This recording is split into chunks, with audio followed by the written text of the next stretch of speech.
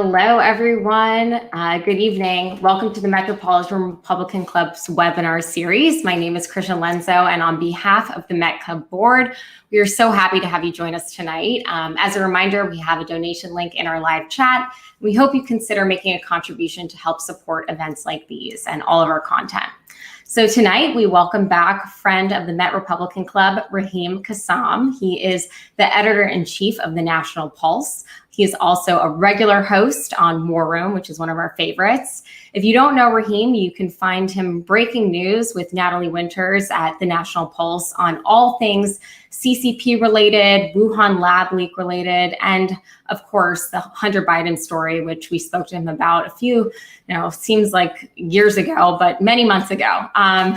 Not covered enough. But we have him here tonight to talk about the latest on CCP, on Fauci, and all the deviants in our government right now, including our current president. But wanted to first give a warm welcome to Raheem, and thank you so much for joining us again. Well, thank you for having me back. I thought I was so terrible the last time that you'd never have me back. Clearly I did all right. Or maybe you're just desperate now. I think we're desperate at this point. But my first question to you before we get into the thick of things is, what are you having for dinner tonight?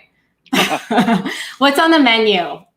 It's a big menu tonight. The menu tonight, I have a couple of real nice big juicy ribeyes that have been marinating in the fridge. Salt, pepper, rosemary, bit of olive oil, and then I'm trying something really weird with mushrooms at the moment. So okay. I tossed some mushrooms in some Worcestershire sauce. Added a little golden syrup. You won't know what either of those things are, probably. I know Worcestershire. Okay. It's hard to say, and golden syrup is just this sort of sticky, sweet. It's almost like a pudding thing, but I just put a tiny bit in there, and then I have some asparagus that I've got some. Aleppo peppers, salt, pepper, and they've just been sitting as well. So as soon as we finish this, I'm going to reverse sear those steaks, which is the best method for cooking a steak. Mm-hmm. That is a 45-minute slow cook at a 200 degrees Fahrenheit oven until you get the medium rare, and then you'd put it onto the cast iron, 1 minute each side, bit of butter on top. Robert's your mother's brother. There you go. Well, we'll have Bob's your uncle. We'll have to put the recipe in the comments as well, along with the donation link. I'll let you know if it works out. Let us know. We want, giving a multitude of insights here on our Met Club webinar tonight, but cooking is definitely important. Well, I'll say, the National Pulse, we have a private Discord chat channel, and I know some of the supporters of ours are in here tonight and are going to be watching this. So right. I wanted to give them a shout out, but not least because we have a recipes section on our Discord chat channel. Oh, okay. And people exchange recipes, images, all of that. It's like a real community. It's not just politics and it's not just political nerds. We do that as well. Mm-hmm. And if people out there want to join up, it's real simple. You just go to fundrealnews.com. There you go. And liked how you segued into that too. Plug often, plug early. Yes. So speaking of a plug, War Room, which we'll start there, you were on, and it's also on the National Pulse. The clip was awesome. You and Natalie really are consistently taking down the Facebook fact checker. Can you explain this interchange with him and how he admitted to the fact that he has no problem making connections with the CCP, including ByteDance and others who are, there's a direct link there. We all know that. Yeah, it's one of the most important things that's kind of going on that isn't like directly political right now is the control of information. Mm-hmm. Now that is obviously used for political ends, but these, information can be used for all sorts of different things and far more nefarious things than the boring day-to-day business of politics, right?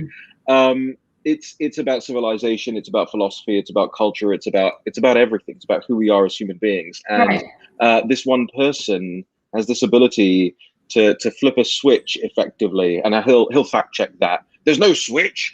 It's more of a button. Yeah. But whatever it is, he has this capability to remove somebody's speech, to remove their opinions, their thoughts, to remove their fact-based, evidence-based, data-based, receipts-based reporting. which is what they do to us often. So this clown's name is Alan Duke. Right, I was gonna say, yeah. And Alan Duke, don't worry, I can do this. There you go. And Okay, I'll sit back. Alan Duke is a particularly odious character, not least because he is Big Brother in and of himself, or rather, he's Big Brother's, pinky finger. But also because he thinks he can oliginously slide his way into our good graces by, on air during interviews with us, claiming that he's a redneck from Georgia, and so we should be like real supportive of him because there are no liberals in Georgia, of course. And of course, he goes back and he says, well, I served in the army and all of this stuff to kind of virtue signal to the right, which rarely happens nowadays, so that we leave him alone and or handle him with kid gloves or, want to be his buddy. And I don't want to be his buddy. I don't want to be anyone's buddy in this business. What was the old phrase? You want a friend in politics in DC, get a dog. So Alan Duke, and believe me, this is not about the National Pulse. He barely bothers us anymore because he knows that we just take him to task so often about it. And it's not worth it for him to keep having these fights with us. I'm a particularly vindictive individual in that regard. And I will clear my desk and clear my plate and everything if I need to get back at somebody. And so when Duke falsely removed a number of our stories or put screens in front of them or whatever on Facebook, I decided, well, hey, we have to start looking into who these people really are. And of course, when I say, hey, we have to start looking into who these people are, what I really mean is, hey, Natalie Winters has to start looking into who these people are. Right. For those who don't know, Natalie is the cogs in the machine of the National Pulse. She's doing the hard research all day long into these people, into the Chinese Communist Party, into what's going on in your schools, critical race theory in your communities, into Black Lives Matter, into the FEC reports, filings. I think we've broken more real news this year, and I don't say this lightly. I think we've broken more real news this year than the New York Times, CNN, all of these guys combined. Agreed. I just think so, and maybe I don't think Brian it's a think Stelter so. will play this on Sunday and laugh at it, and that's fine because anything that Brian Stelter laughs at, is not particularly funny. But Brian Stelter got his ass handed to him by his own guest this weekend on his own show, calling him a not reliable source on his show, Reliable Sources. But I truly believe that's us. I truly believe that's what we do. And I challenge anybody to find any fake news in our stories. I even put out a challenge yesterday on Twitter to somebody. So I registered a domain yesterday. It's called Liar. Wait, let me just make sure it is. Make sure you get it right. Yeah, liarfauci.com. I'm going to check it out right now as we speak. So liarfauci.com literally just goes to all of the stories that we've reported about gain of function. And this is what Fauci was being grilled about by Dr. Rand Paul yesterday. Please note that I will call Rand Paul a doctor and I won't call Fauci a doctor. So Rand Paul lays the thing out about gain of function, et cetera, et cetera, et cetera. And Fauci lies again. We had nothing to do with it. I don't do that stuff. All of that. Wait, who's that? Sorry, who's that? Fauci. Oh, okay. Just checking. I know. It sounded more like your accent. I know, but it was Fauci. Sounded like a New Yorker. Exactly. Well, Italian. Which I am. I can say that. But go ahead. Exactly. Anyway. Exactly. That's why it sounds like all of you to me. So the liarfauci.com now goes to every story about gain of function that we've ever done. And I put out a challenge on Twitter to somebody yesterday who was like, National Pulse is fake news. I said, I will give you $1,000 in cash if you can find anything on liarfauci.com or in any of those 10 stories that is not either true or totally cited and backed up by reports, official sources, information, not anonymous, not made up, not gossip, not tittle tattle. Real news reporting. And Alan Duke and his cronies, they really don't like that. So we started to look into them. Turns out that anybody who's worked for his organization, which is called Lead Stories, which makes no sense because they're not news reporters. So I don't know why they're calling it Lead Stories. In fact, it's a cool name. I wish he didn't have it. Yeah. And everybody who's worked at Lead Stories who has donated to a political campaign has donated to a left-wing candidate. The only person that hasn't is their chairman, Perry Sanders in Colorado, and he once donated to a never Trump Republican in a non-partisan race. So that's Alan Duke's way of saying, oh, no, we're bipartisan because this guy there's went one never a Trumper. never Trumper in a non-partisan race. Wow. And the rest of them have all donated to Democrats. The rest of them, by the way, all have, I think, about 70 years worth of job experience, having worked for CNN. In fact, Alan Duke, for years, was CNN's entertainment reporter. And as much as I, care about what Justin Bieber ate on Sunset Boulevard, I'm not particularly convinced that Alan Duke is qualified to be a fact checker. In fact, I don't necessarily think there is a qualification to be a fact checker. I don't think that job is a real thing. I think it's something that you do when you have flunked out of real journalism, or you're trying to grift, because I see it loads amongst young liberals now, or you're trying to grift your way into journalism by working as one of these quota-based fact checkers that works for USA Today or one of those things. And that's a whole other thing to talk about, by the way. Yeah. The quote-unquote fact-checking industry is exploding at one of the most alarming rates you could ever believe. The scene from 1984 where it's rows and rows and rows of people, and something comes across Winston Smith's desk, and he, wants to put it in the memory hole or whatever it is. I mean, that is what is being developed right now. It's armies of people, and Krisha, that's just what the West is doing to itself. Yeah. So on that note, I'll throw it back to you. Okay, thanks for that.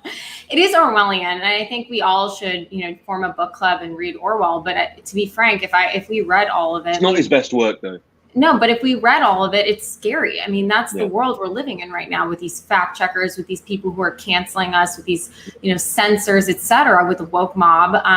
But you did mention an interesting point about everything at the National Pulse being sourced. So I'd like to talk to you a little bit more about that. We've discussed in the past, but can you explain how you go about sourcing? Because it is incredibly impressive, and what you and Natalie do, and the way you connect the dots. I mean, it literally is you draw the strings together, similar to others in the industry, Peter Schweitzer, James O'Keefe. But the way you guys do it, I mean, is just every story is totally backed up. The evidence is there. But I'll let you take the lead here.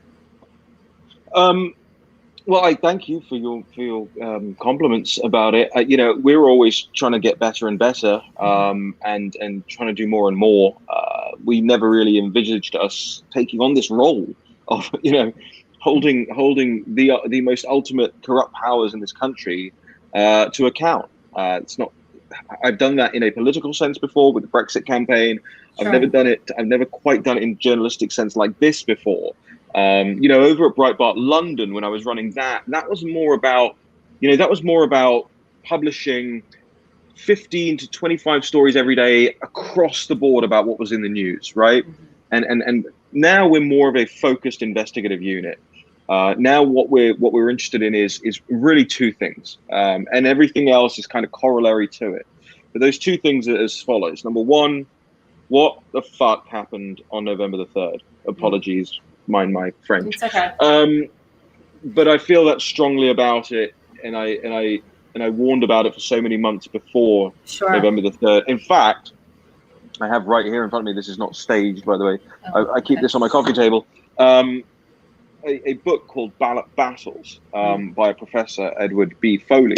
And it was this book that really laid out the case and the impetus for what the left were telling us ahead of the election needed to happen. Remember the Transition Integrity Project and all of that stuff. So I'm particularly incensed about all of this because I warned for so long exactly what was going to happen on the night of November 3rd night. And my heart was in my mouth on the night, watching it take place in real time and thinking to myself, I told you so, I told you so, I told you so. And then, of course, what happened? How did we end up with a situation whereby Western governments found it remarkably easy to strip liberties away from their people under the guise of healthcare advice? And I think that is a particularly pernicious thing, and it's a pernicious thing that goes all the way back to the Wuhan lab. Once we know for certain, and mark my words, we will know for certain someday soon, how exactly that virus escaped from that lab. I do not have any doubt in my mind that the virus escaped from that lab, but I want to know how. Was it an intentional weapon deployment? Why didn't China slow down travel from China to the United States, for instance, when they knew they were slowing down travel inside China to stop the spread of the virus? So was it an intentional weapon cleverly deployed, or was it as an accidental leak as part of a gain-of-function experiment that was sponsored in part by Mr. Fauci and his NIAID? You know, we will get to the bottom of that. And when we get to the bottom of that, then there needs to be nothing less than full. I'll use this phrase. I know it's, passe a bit now, but full McCarthyist investigations into every single person that has ever had a business, working, political relationship with a member of the Chinese Communist Party in the Western world. And what did they know and when did they know it? And how much were they paid to shut up about all of this stuff? And that day will come. That day will come. It might come in 2 years. It might come in 10 years. But mark my words, nobody is going to forget about the time that their government took their liberties away because the CCP had a virus leak from their lab. Nobody's forgetting that. This isn't. And I always say to Americans, it was funny. I was reading the CNN article the other day about fake news and things that people believe, and CNN published with a straight face the claim that JFK was shot by Lee Harvey Oswald from that book repository, and that any other theories on that were fake news and whatever else they associate with fake news nowadays, right? Like insurrectionism and all of this stuff. Right. And I just think to myself, most Americans don't believe that cock and bull story. I mean, it's nonsense. You would have to be the world's most remarkable shooter. The physics don't work. And by the way, there have been blockbuster movies calling the official accounts into question. There have been investigations, committees. I mean, hundreds of books written about this. But suddenly CNN's decided, oh no, you can't even question the JFK assassination anymore. Like this is how stupid we are. So this is not about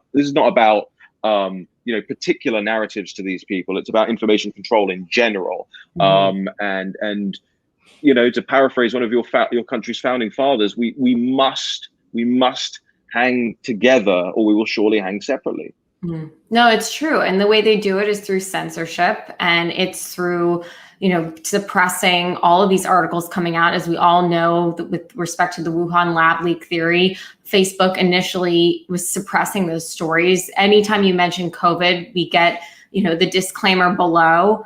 The National Pulse. I mean, how many times have you been canceled, and what do you do? I just keep doing it. And, I don't stop to throw stones at every dog that barks. Yeah. And while Alan Duke is a particularly annoying chihuahua nipping at the ankle every now and then, he's not worthy of our undivided attention. He's just a symptom of a greater rot out there, and you have to get to the root of the rot. The root of the rot is quite simple. The root of the rot is we have abandoned or neglected to defend what are the very basic moral foundations and pillars of Western civilization: the family unit, faith, individual liberty, and yes, the idea of functioning societies and communities of people where you take part and you know your neighbors. Right. And we have neglected all those things, and we are becoming increasingly atomized, increasingly on TikTok, increasingly on OnlyFans, all of this nonsense being foisted on us to scrap our morals and keep us in these kind of little individual hidey holes away from moral judgment. And you know what we don't do enough nowadays?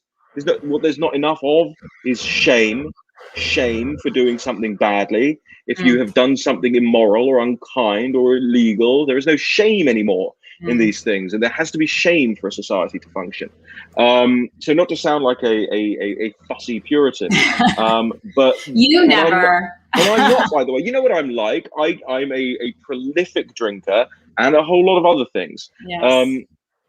So I'm not morally sort of standing on a this is no pedestal. moral lecture or anything, but we Yeah. we have to come together and accept that these things have fallen apart. Otherwise, Yep. you're never putting them back together. So those are the things that I like to focus on. Those are the things that I like to think about fixing. And over the course of the next year or so, as the National Pulse continues to expose a lot of these things and grow, hopefully, as a news organization, I also want to put a lot of that in down in writing, things that I just said to you down in writing in more rhetorical and philosophical form, because I don't think people are really necessarily subjected to the tough questions that they have to ask of themselves and their families anymore. And I think we can all hold ourselves to far better account to how we comport ourselves and what our societies around us look like. Agreed, for sure. And okay, so what are we supposed to do with the Republican Party here? That's a group, that's the question. In New York, I know you've mentioned that you're not the biggest fan of New York on our webinar, even though we open you with open arms. We want you to come speak in person. But I was literally with you last week. I know. And then, by the way, for the audience, I was with her the week before in DC. True. I know, but New York, look, if though. You miss me, just say you miss me. We Okay, miss you, Raheem. But it's all seriousness. Like, New York is a mess. It's going to be very tough for us to win any sort of election. Mayoral, gubernatorial. I mean, we're going to fight. We stand a chance, but it's not going to be easy. But this is the same in all Democrat-run cities. Why is the electorate so just out to lunch? We see what's happening on the streets. We see the crime. We see all of these issues in front of us. COVID, lockdowns. Who even knows? We might go into another lockdown with this Delta. I mean, why can't the Republican Party pull it together? And what should we be doing to pull it together? I mean, look, I'm not a Republican. I'm a conservative. Okay, fair. I've never, I couldn't care less about party politics in a broad sense. I've never necessarily been a partisan.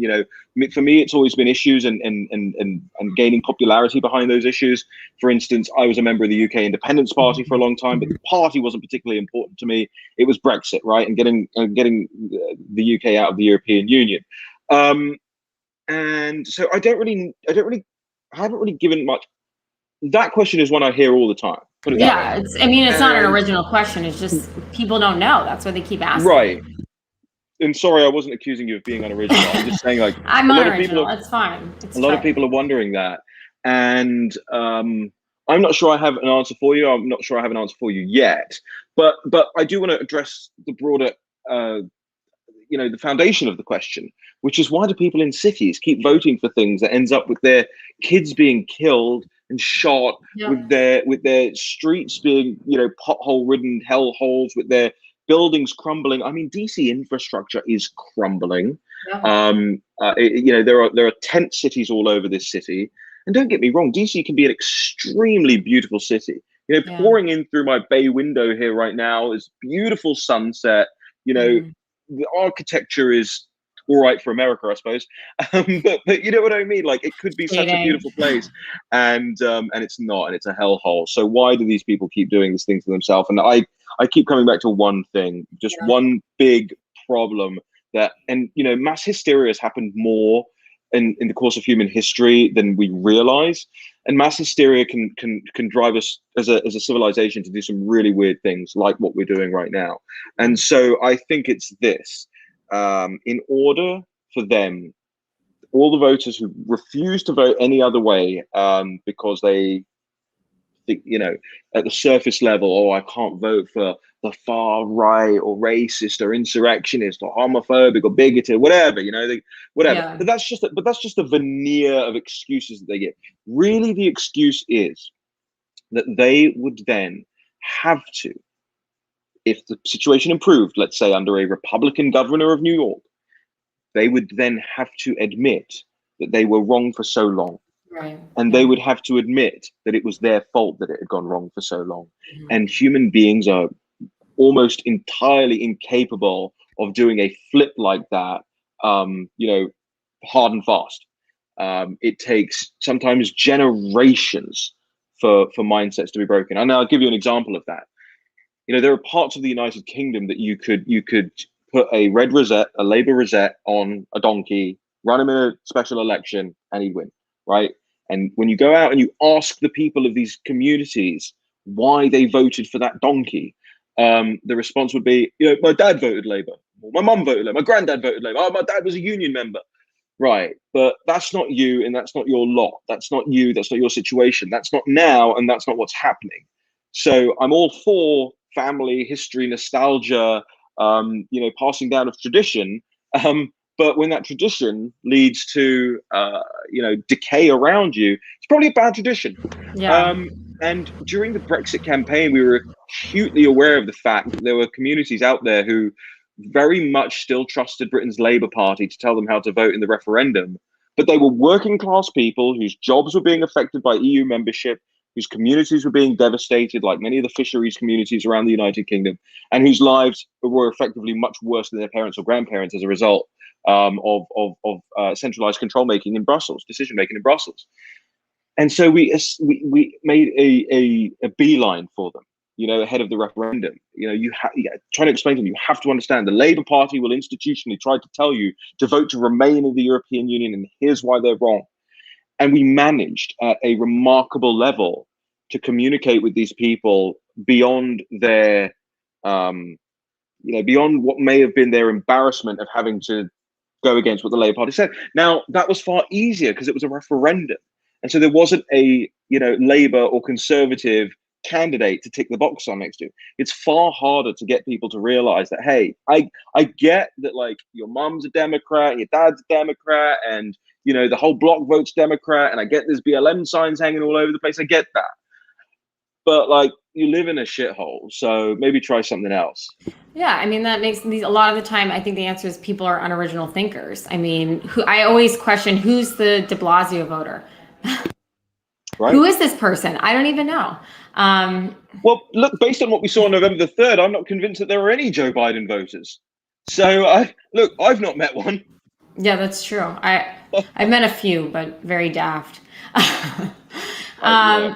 But here's the thing. Look, I think calling people unoriginal thinkers or daft, fine. That's not fair. Yeah, that's maybe not the right way. That alienates. Yeah. Right, but at a surface level, fine. That's funny or whatever. They're idiots. We know they're idiots because they vote like idiots. Yeah. But that's not what's driving them, right? That most people don't have the time to process like complex political or philosophical ideas, and it's not because they have a low IQ. It's because they don't have the time. There are obviously some idiots who just are idiots and will remain forever idiots, and that's okay too. That's part of humanity. But I think what we really need to do is focus on how we've been taught to think, not what we've been taught to think, but how we've been taught to think.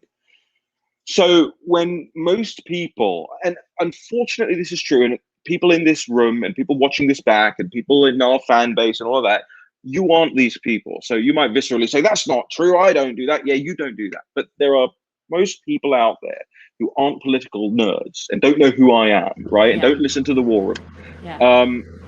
That it's very difficult to get them to sit down and go, hey, by the way, like, are you concerned about your liberty? And they're like, what are you talking about? Like, what am I concerned about my liberty? Are you concerned about the country your kids will grow up in?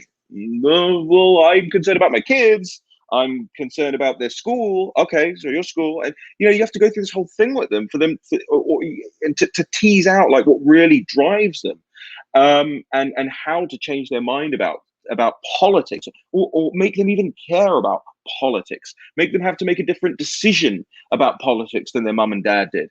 And here's what it comes down to. It's the ironic mind versus the literal mind. We've all been taught to think literally. We've all been taught that what we see in the Chiron on CNN is the truth. Now, again, we in this audience, we are abstract thinkers. Our minds generate abstractions better.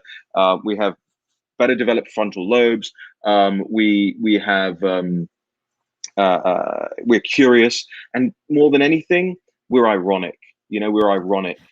We get the joke, and we get that sometimes we're the joke. We get that sometimes we're the butt of the joke. We get this, we're part of the joke. We get that sometimes humanity is a joke. Certainly has been for the last couple of years. And irony is something that has been not lost, but trodden on. Repeat. It's the last line of 1984. It's not the human face being stomped on forever. It's irony that's being stomped on forever. And without irony, you can't really have humanity, because you can't really see things from a different perspective than literally your own.